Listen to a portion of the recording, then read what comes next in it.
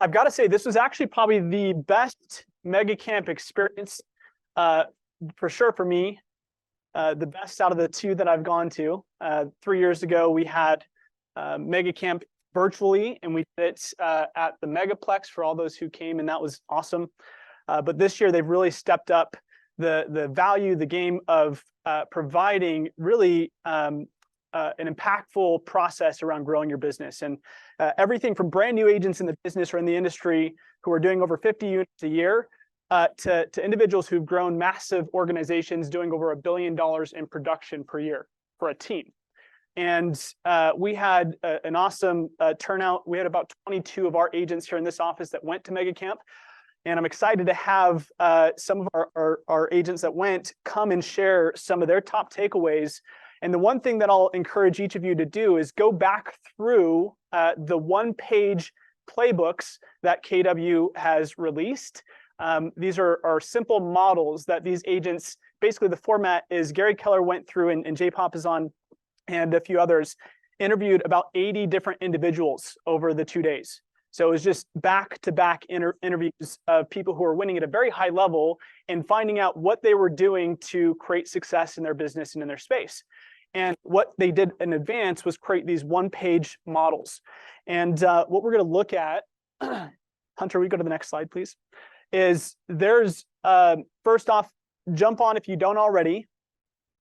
We have released our newest edition of our Agent Accelerator magazine. So that's ready for you. You have your market updates ready to go for July if you're ready to post those. But in those as well, you'll see a link to download all of the one-pagers from Megacamp. Okay, so you can scan that. That QR code is throughout the office, so you can go pop by any of our leadership team's offices as well, scan that QR code anytime, and that provides you with all our newest resources here at KW. But just scroll down closer to the bottom, you'll find Agent Accelerator Magazine, and when you open that up, you'll be brought to all the editions of the magazine. So within that newest edition, you'll find our Megacamp agent playbooks, the one-page models in the top right-hand corner, and it will take you to a Google Drive where you have access to all of those interviews, the documents, so you can start deploying that in your business, okay? Make it as easy as possible. In the Google Drive, you'll see it broken down by 2 days, and within it, you'll have lead generation strategies, team building strategies that you can go ahead into all those folders and download those files. Is that cool? Yeah. That's pretty amazing, right? We spend a lot of time and energy putting these things together, so I highly encourage you to use those to your advantage. Cool. Well, let's go ahead and bring up our rockstar agents. We've got Parker Barton, Heather Groom, Mikkel Siebert, and Cameron Wilson. Give them a hand. Come on up.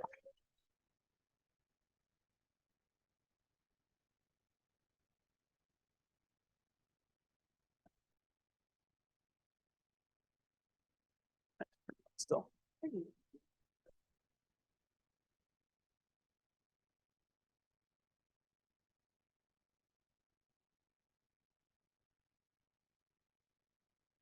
Awesome. Well, I want to just kick off, and I'm curious, why did each of you choose to go to Megacamp? What was your deciding factor? I went to Megacamp. It was my first actual Keller Williams conference I'd been to. And I heard just tons of hype about the panelists there, the actual just huge takeaways for teams, but also for high producing agents that may not be, there's a lot more breakouts in family reunion than the Megacamp is just a lot of vital information for 9 hours a day. So that's why I chose to go.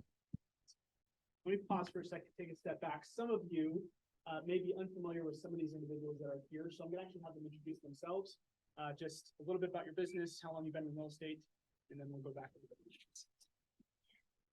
Hi, I'm Parker Barton. Some of you might recognize me actually. And a big reason why I went to Megacamp was I'm actually new to Keller Williams. I just joined last week. Thank you. I've been with Thrive Homes for about 3.5 years, selling their product in new construction, and just wanted to make the leap and create my own business. And yeah, here I am. Okay, great. My name is Mikkel Sieber. I run the Wild team here at Keller Williams. Last year we did 100 million in volume. We're on trace target for that this year with about 8 full-time agents and 2 admin. Can you guys hear me?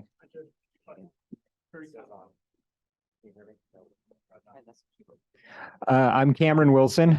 I am with the Red Sign team and I am a MAPS coach. So that's kind of why I went. I had to, but I really enjoy Megacamp. I actually like it better than Family Reunion because I like that Jay and Gary and Jason actually interview the people on stage and do a deep dive into their business. So I'm I'm always interested to see the model that they're running and then have experts deep dive into it. I'm Heather Groom, and I'm a solo agent here. I've actually been at KW for 2.5 years, but licensed for 6.5. But I was an investor for a few years before that, doing Airbnbs and things down in St. George. So anyway, I chose to go to Megacamp because, like Cameron said, I feel like, well, okay, sounds funny, but I guess I didn't ever realize like Megacamp, it's called Mega Agent Camp, right? And I think we leave out that agent part, and we shouldn't, because it's really the training how to become a mega agent.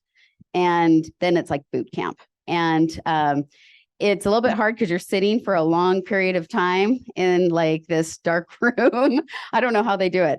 But the reason I bring this up is because if you really want to learn how to be a mega agent, I would absolutely recommend going to mega agent camp. Okay, I'm going to start calling it that because it just was so practical for my business. And it just, those one pagers like Shoni referenced are just golden nuggets. You need to even just find those and review those.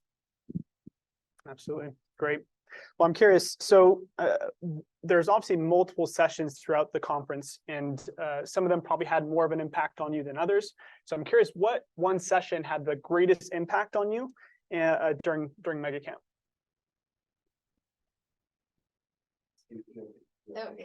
Okay. I would say, because the way that it's structured is there's different speakers. So I think I just would talk about probably one of the sessions that I think helped me the most. And that was, there was a speaker named Phil Jones. He wrote a book. Now tell me what the name is. Exactly What to Say. Exactly What to Say. Yeah, which I didn't say, but I just got it on Audible and it's awesome. It just really, I think, is going to help me. I've already been implementing some of his ideas. But just one of the little nuggets I would share with you is he talked a little bit about, we ask a lot of why questions and those produce emotions. And he said, instead, like, change the way you actually are asking questions to do more find out. And so asking more like what and how instead of always why. And that I've just been even trying this out with my kids, okay, and my husband, and it's been awesome. So just like, I think just changing that narrative has been really helpful, but really understanding why I say the things we do. And he said, even just record yourself saying things like he said, like, for example, when people say, how's the market? It's almost like the same question as how's the weather? They're trying to have a conversation with you. It's like nobody really cares what the weather is, right? Or we all know. But it's the same thing with how's the market. It's somebody trying to engage in dialogue and so then ask some follow-up good questions, right? And so anyway, that's been really helpful. And I've just started to take notes on, okay, what I want to say and what are the points I want to convey. I really enjoyed it. It's called CEO Summit. So they do it right before Mega Agent Camp. And Gary Keller gets up there and then he chooses a bunch of different authors and speakers, and it's amazing. But I didn't care as much about the speakers. They were all really cool. But he always gives like a 10-second little class, it feels like, on something that's very important. And it was like 12 mistakes that everyone makes in their business, kind of an idea. And the list is amazing. If you can go find it out there or come find me, I can send you a picture of the list. And him and Jay Papazan just talked about it and all of the mistakes that they have made. And I feel like every time it's just like, oh, here's all the things that I've done wrong. Don't do them. And that's what he always does in these CEO summits. And it's great. Don't be like him, I guess. Biggest takeaway, was it, Shoni? Yeah, just the one session that had the most impact on you. Totally. So one that was a little, I loved Phil Jones by far. He was my favorite. But another specific session was the KW Talent breakout we had before the CEO Summit with the head of KW Talent, Liz Landry. She actually went through the KPA step by step with us on how to recruit, retain, and attract talent. And so she actually showed us on a KPA. If you guys haven't taken it, it's the Keller Williams Personality Assessment. The KW Job Fit Report. She said it basically lists out what our behavioral traits are and our thinking traits are. And it shows how maybe for me, I'm very high on assertive and responsive and very low on optimism. And somebody else might be very different than that. But it also shows us how we solve problems and how we actually think through issues.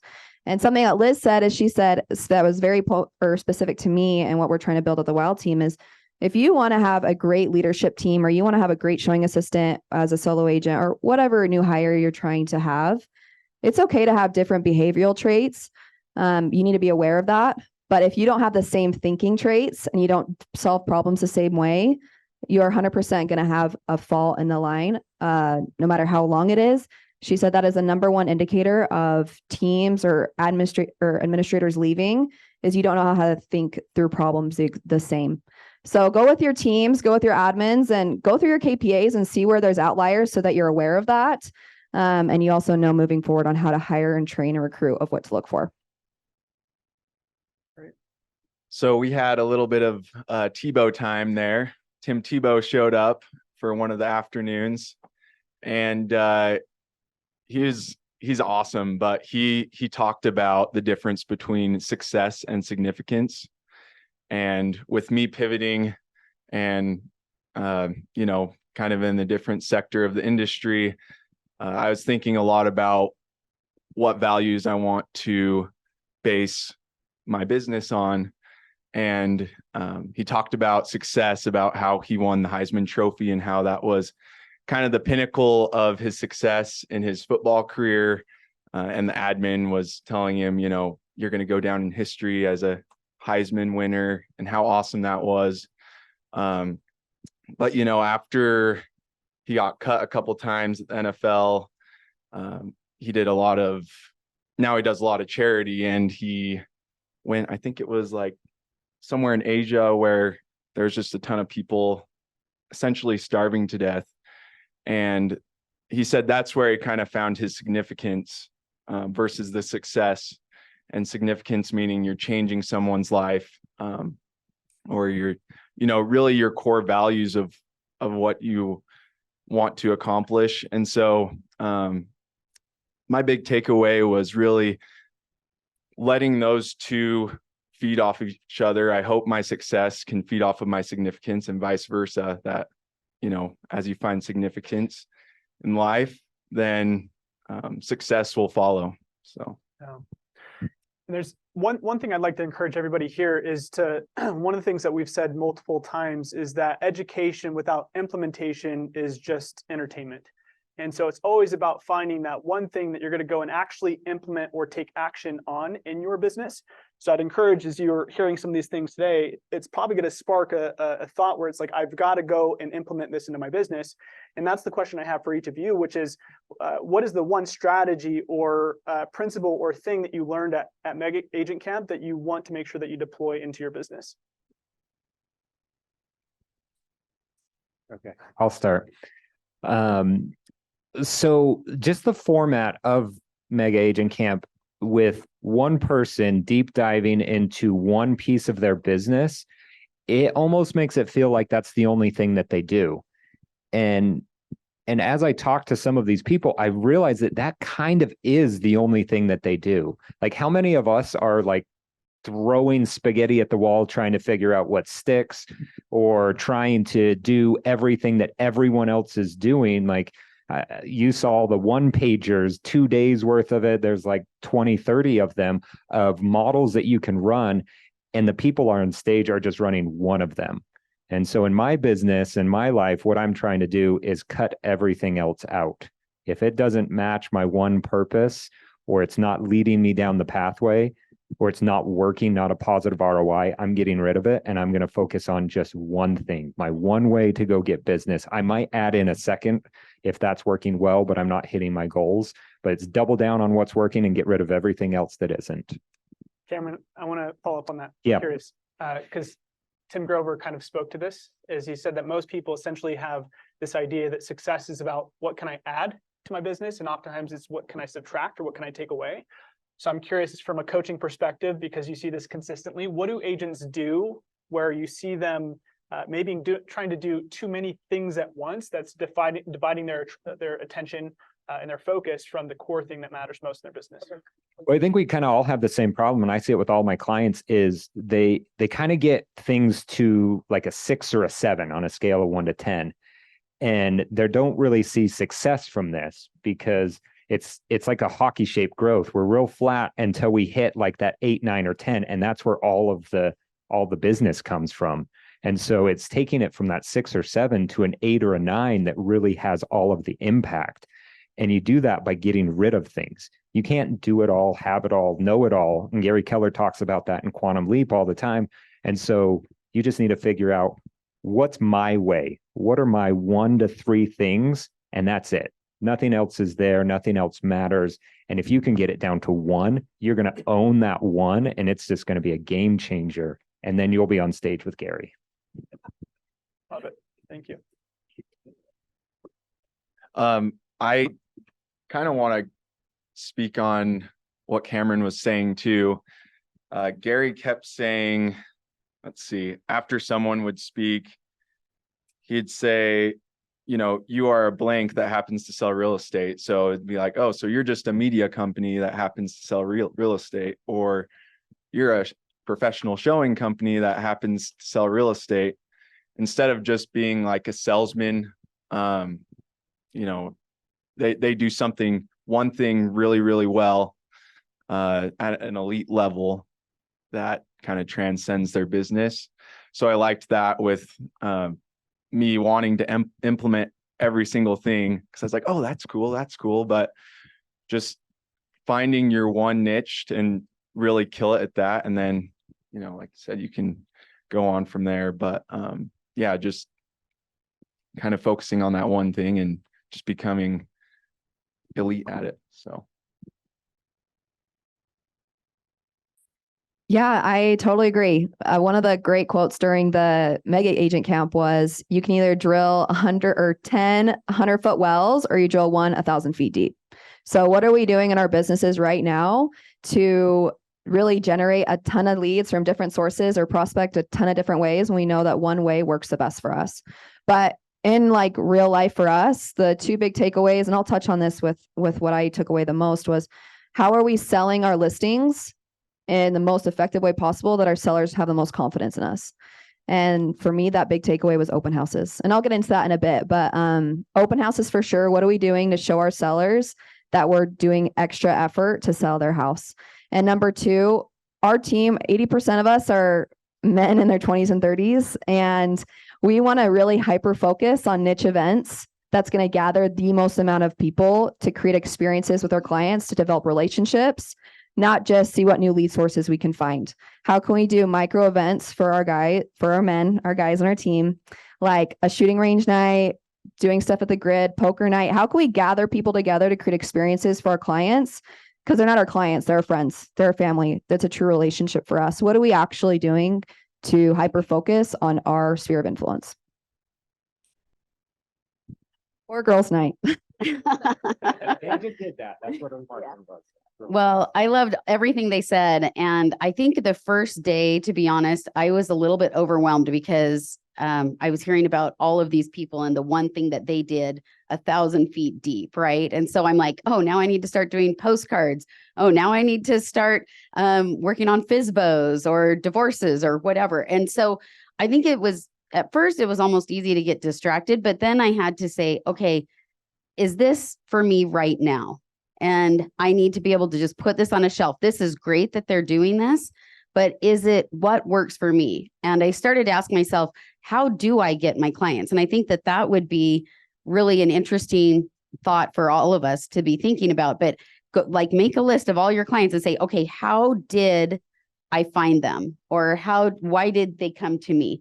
And then look, and then you'll be able to see what are the things you're doing well. And I love the quote. It said, I can't remember who said this. Was this Gary? Said, there's no one way to success. There's only one way to success. And so I love that. There's no one way. As far as everybody that was up there, they had their own successful paths that they were on. And maybe it was a golden letter, maybe it was scripts, but there's not, like, you don't have to be doing that exact thing. We all have our own path, and find out what you're great at and then knock it out of the park. That's wonderful. Now I'm going to have each of you share. I asked you ahead of time the one-page model or the individual that really spoke to you. And so feel free if you need to jump up to kind of walk us through this.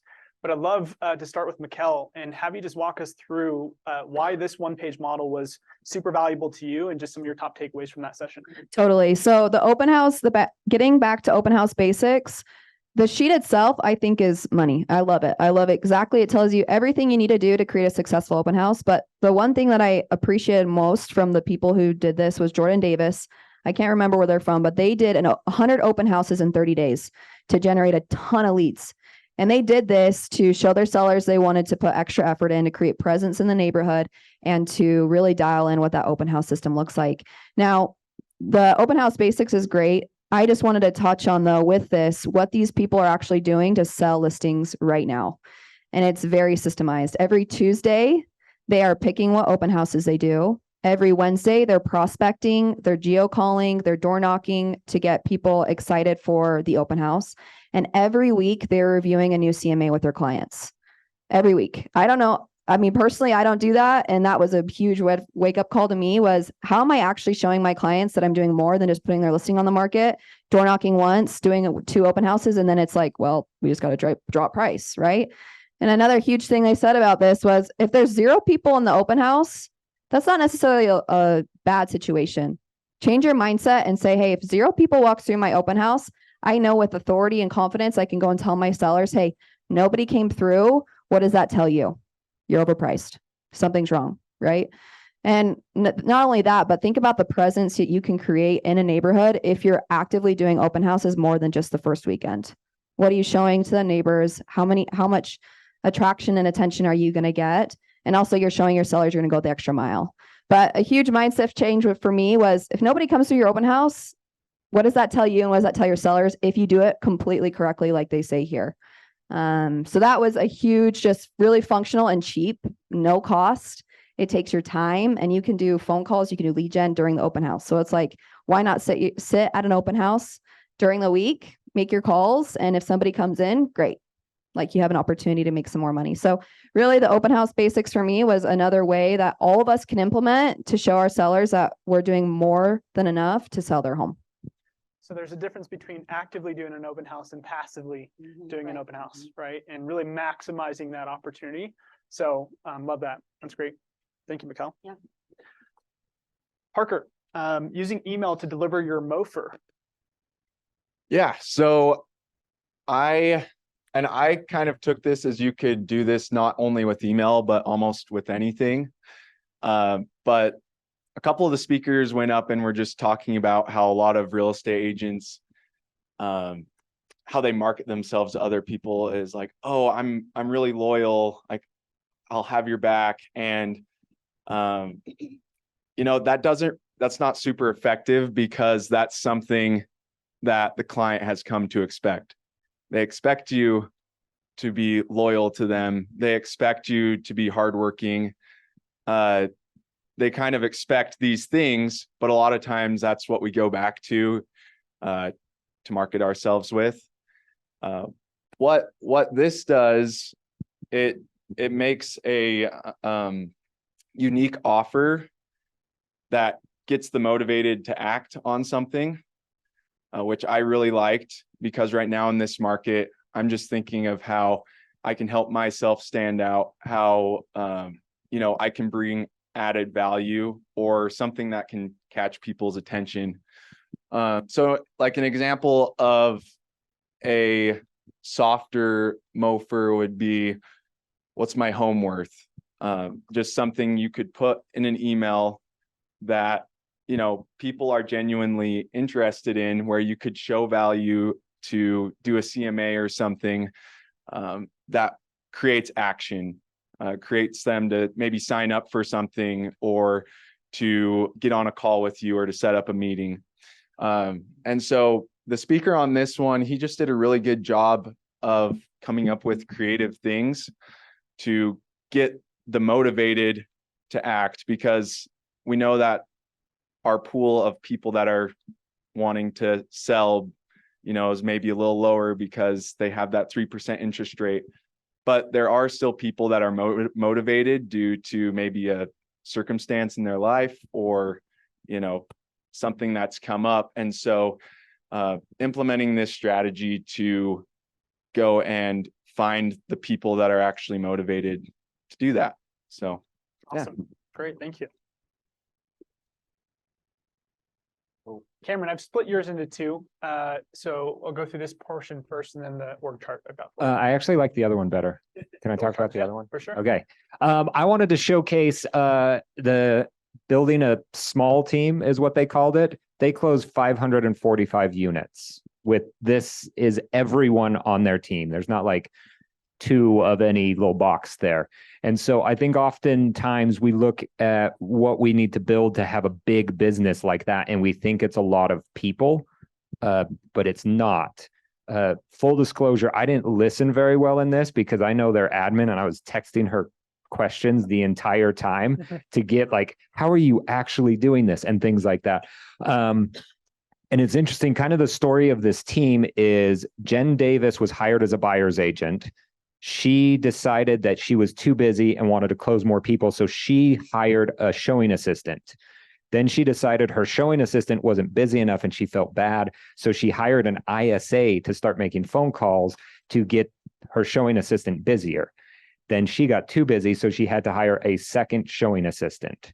Now, this is a buyer's agent all on a 50% split that hired all of these people. She didn't go to the team and ask them to do all of this. She did it all of herself. And that's kind of how this team grew, is because of her. And now she's running MAPS Coaching and she's the little co-owner up there on the side. And what it got me thinking is Gary Keller in the CEO Summit said that we need to hire killers, is how he put it. And I thought that was a very interesting word, like killers. And I thought, okay, like, where do I find killers if I were to go hire some of these people? And then I thought, whoa, wait, am I a killer? Like, a killer would kill me if I'm not a killer. And so it kind of got me thinking like, okay, as a business owner, I need to make sure that I'm a killer. As an agent, you need to make sure you're a killer, because you're either going to be that business owner or you're going to go be on a team, and teams should hire killers, kind of an idea. So the whole idea, they have only amazing people. They even just redid their whole admin department. They fired everyone down to they just had just the DOO left, and then they hired the other 4 positions now. And so they started over. So it's very interesting, just kind of a different model, do a lot of transactions with a few people, but they're amazing. And they say no to a lot of people to get their amazing people. Thanks. I think we've got yours on here, but it might not be refreshed. Can you refresh the slides for us? You want me to just talk about kind of, I don't even know if it made it, but I was going to also kind of talk about just a solo agent structure. And recently I've been in meetings with Gary Keller also. And one of the things he said, when he wrote the MREA, he's like, there were no such things as like cyberbackers, virtual assistants. There's a lot of technology that's come about since writing the MREA. And so one of the things that he talked about was even just ISA. And truthfully, I didn't even know what an ISA was until like probably 18 months ago. And I was like finally like looking up the acronym, and I was like, I'll never need an ISA as a solo agent. And it was interesting because Jeff Abrams spoke about what an ISA really is. He's like, you need to just get over the idea of some guy sitting at a desk, making phone calls, eating Cheetos and drinking Mountain Dew, right? And just generating leads. He's like, get over that idea. And really an ISA is a care bear.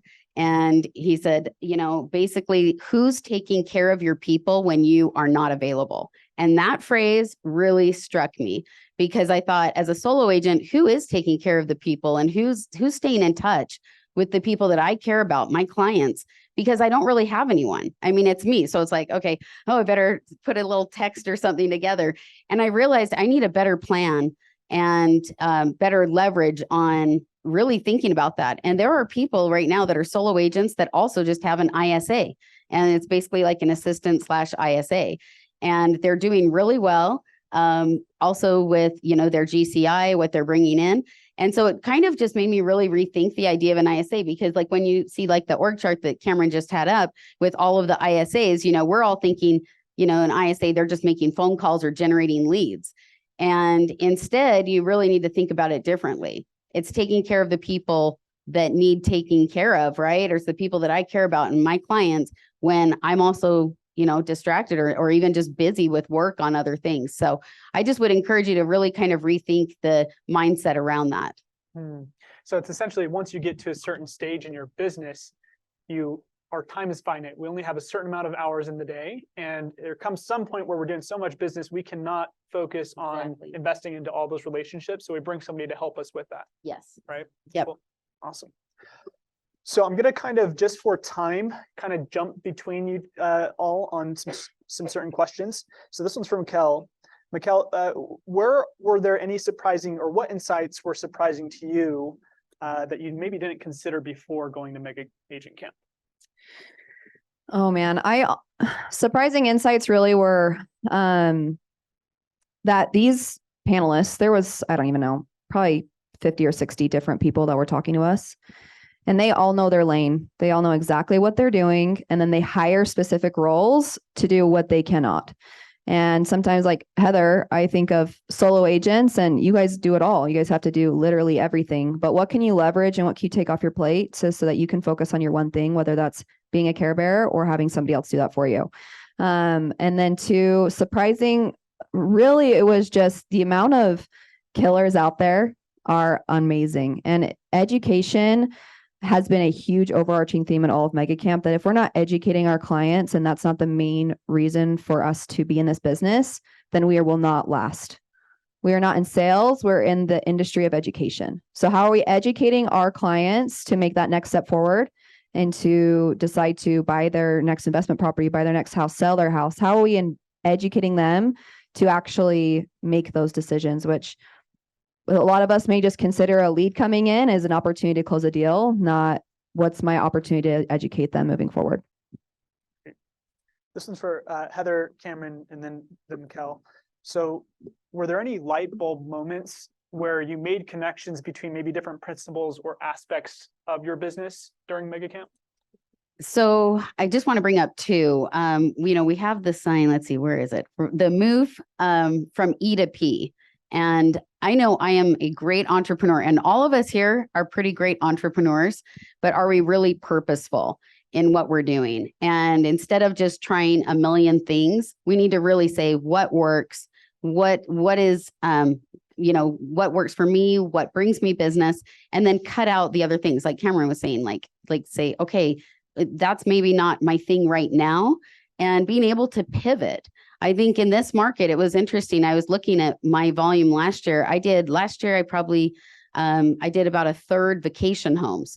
This year, I'm going to do about 5% vacation homes. So I've had to really pivot and think about, different business, different things, also even luxury. Luxury isn't really hot right now. So, you've got to be able to pivot really quickly. But one thing that I would just bring up that it kind of solidified it for me here was just how many referrals am I missing out on?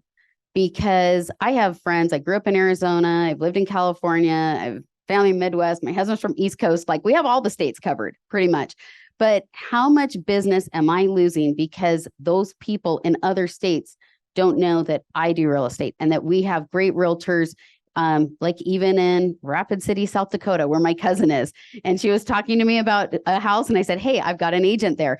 Or other people. This year, I've already had probably 10 referrals, at least, where I've either giving somebody else a referral out. And it's just because of a conversation. Like I had a friend in Virginia, and then she needed to list her house. I found a great agent. I paired them up, and now I'm getting a 25% referral fee. So I would say just really think about that business that you're losing. If you're not doing some referrals, you're losing business. That's great. I had this aha that, and I think Parker mentioned it, where it's like, I'm in the business of blank and I happen to sell real estate. I have since then thought, what is the business that I'm in? And I've looked at a couple other businesses. Like, there are people that make great livings off of sending newsletters. Like, that's their one job, and they make 6-figure incomes. It's like, how many people send in a newsletter sometime this year? And we are only selling real estate, right? That's how we monetize it. But I thought, why couldn't I make a newsletter that's so interesting that it actually makes money? And then if I ever want to monetize it, great. If I don't, that's going to be the best newsletter that's going to drive more to my business.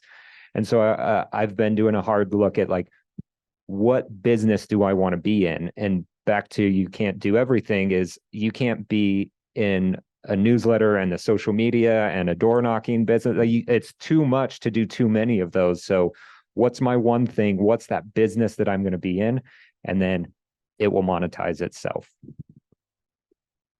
Yeah, I would say for me too, when it comes to like some connecting the dots, was how are we creating a client experience that individualized to them? How are we creating an experience to our clients, our friends, our family that is completely customizable to them? I'll think of like closing gifts for my clients, and it's like a Minky blanket and a gift card, whatever. And it's like the same for everybody. But our clients have to become our friends and our family. So how are we going to treat our friends and family during the process to make it very specific and niche to them? What are we going to do? What touch points are we going to have? What specific gifts are we going to give them? Like, I know Shoney is a great example of this when it comes to his past clients, right? What specific things are we going to do to make them feel that we are best friends? And maybe you're not best friends, but we're far past a market where we can just consider a lead an opportunity. They have to be a relationship. So what are we doing to create relationships within our database? Love that.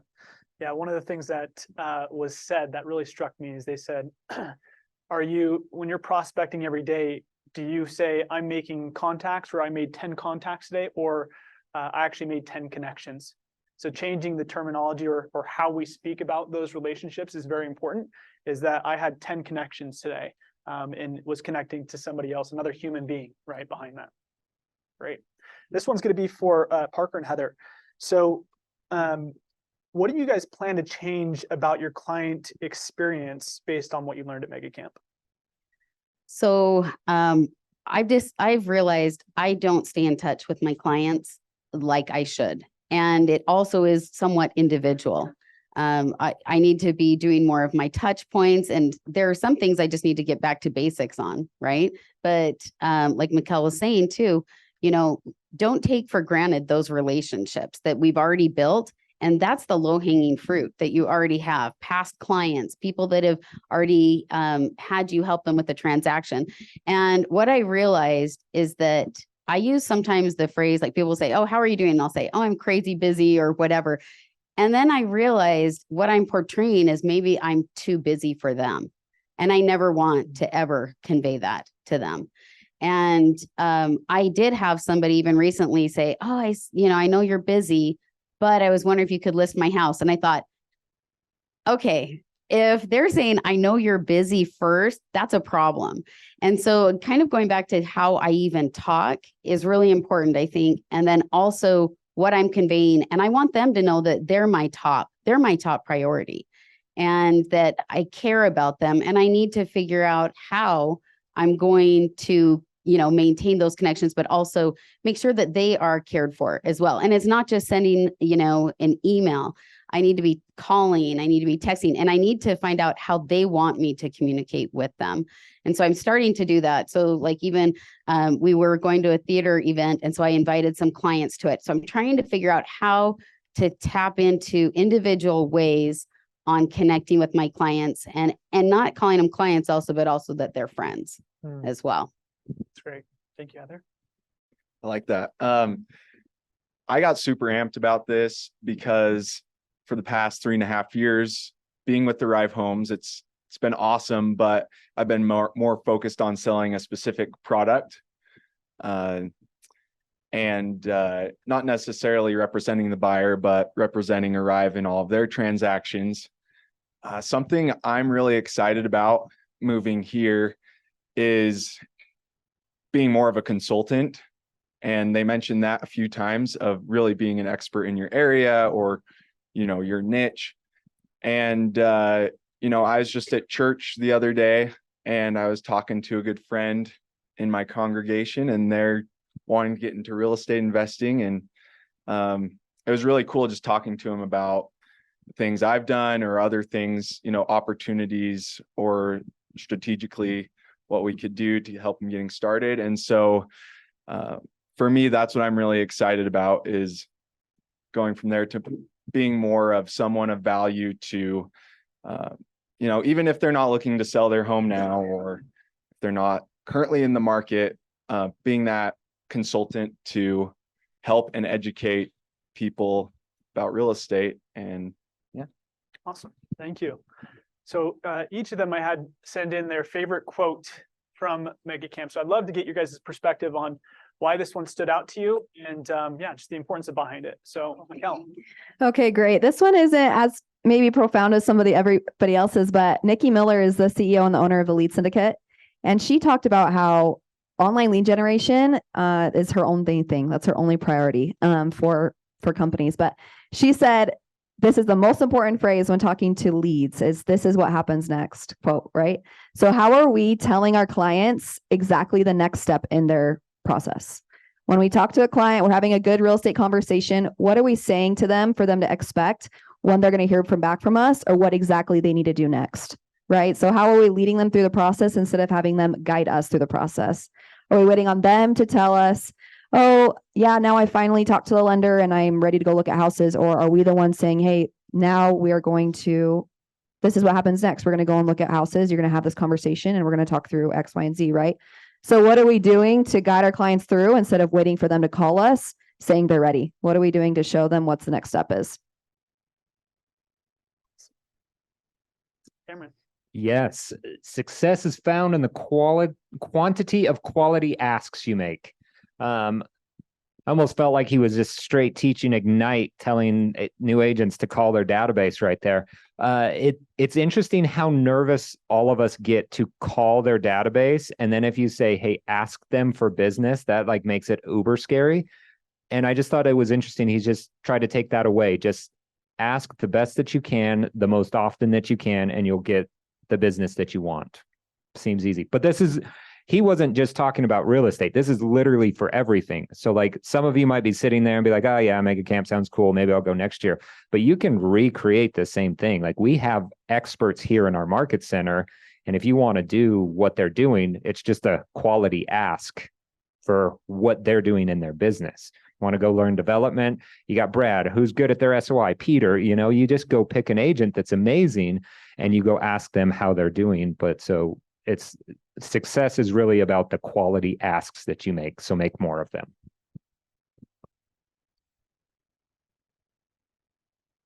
So I don't know if this is a catchphrase from Gary, but this is the first time I had heard him say it. So I don't know if he says this every time at these mega camps, but I liked it's always a good time to buy the right piece of real estate. Just, with my friends and family and people you come across today, there's a very negative narrative on the real estate market right now. But just going through the data that they were showing and us being the professionals that we are, we can help educate people and find the right situation, use the right strategy, and find the right piece of real estate to help them, buy or sell or make their goals a reality. So awesome. Thank you. And we're going to jump back to Heather's. So there we go. Okay. So Tim Grover, who was was a coach and a consultant to Michael Jordan, and he was pretty intense. He's one of those sports guys, but something he said that I really have been thinking about actually since then. He just said, your next heartbeat is not guaranteed. Where am I spending my heartbeats? And I really thought about that because I thought, right now I'm at a point where I do need some leverage. I need to spend a little more time with family and I need to have more focused business time. But what this also did make me think is I also know that it's been mentioned up here. I don't really I do real estate, yes, but that's really not my job. And I know that my business turned about 2 years ago when I realized I was in the business of helping people achieve their dreams. And I truly believe that. And that's what we all are in this for, is to help others accomplish their goals with wealth, with family. And if you think that you're in this for real estate, you're going to have a very, capped mindset. And so instead, think about what you're doing to help others. And that's how I want to spend my life. The reason I'm working right now, because I love it. I love what I do. It's like when you want to do the drop kick. Yeah, I do real estate. Yeah. But you're not really like I said, I know I do real estate, but yes, that's a piece of it. But I love being able to go in and help somebody put a plan together and help them achieve the goals they need, whether it's a first-time home buyer, whether it's a retiring couple, but realizing that they need help and I can be that person. And that's such an amazing, amazing gift that we all have. And so I just would like everyone to kind of think about that quote. Think about, where are we spending our heartbeats? Where are we spending our time? And why are you in this business? I mean, we all are in this business because we love helping people. It's awesome. Thank you all for spending your time preparing for this, and also just the wise wisdom that you've provided today. Give them a hand. Thank you.